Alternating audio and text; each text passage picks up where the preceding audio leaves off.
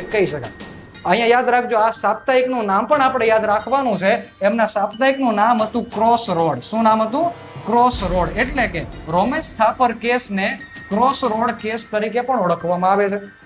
અંગ્રેજી ભાષામાં આવડું આ જે કહેવાય ન્યૂઝપેપર બહાર પાડતા હતા। આ ન્યૂઝપેપરની અંદર એક લખાણ એમણે લખેલું હતું। એ લખાણ શું હતું ખાસ ધ્યાનમાં રાખજો। દેશ સ્વતંત્ર થયો, બંધારણ અમલમાં આવ્યું, એના થોડાક જ દિવસો પહેલા આપણા દેશના વડાપ્રધાન જે જવાહરલાલ નહેરુ જે હતા, એ જવાહરલાલ નહેરુ અમેરિકાના પ્રવાસે ગયેલા। એટલે અમેરિકાના પ્રવાસની ટીકા કરતો એક લેખ જે છે એમણે પોતાના મેગેઝિનની અંદર, આર્ટિકલની અંદર આ લેખ મૂકેલો। હવે થાય છે એવું કે લેખ આર્ટિકલ ન્યૂઝપેપરની અંતર્ગત આવતું હોય, આખા ભારતની અંદર આર્ટિકલ જવાનો છે।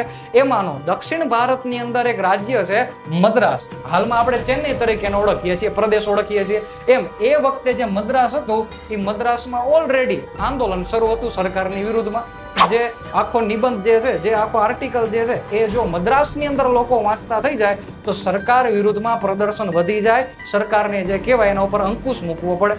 એટલે મદ્રાસમાં એક કાયદો છે, એક કાયદો એ વખતે હતો જેનું નામ હતું Madras maintenance of public order act 1949 નો આ કાયદો।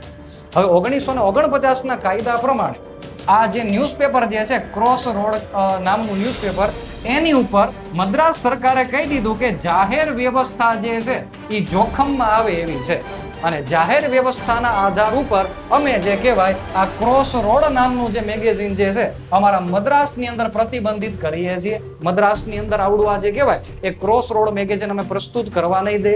હવે સ્વાભાવિક છે કે વાણી અને અભિવ્યક્તિની સ્વતંત્રતામાં વિચાર રજૂ કરવાની પણ સ્વતંત્રતા છે। હવે જેવું આ જાહેર વ્યવસ્થાનું નામ લઈને આ બાબતને આ જે ન્યૂઝપેપર મેગેઝિન જે છે એને પ્રતિબંધિત કરી દીધું, એટલે રોમેશ થાપર જે છે એ પહોંચી જાય છે અનુચ્છેદ 32 નો ઉપયોગ કરીને કઈ જગ્યાએ? સુપ્રીમ કોર્ટમાં।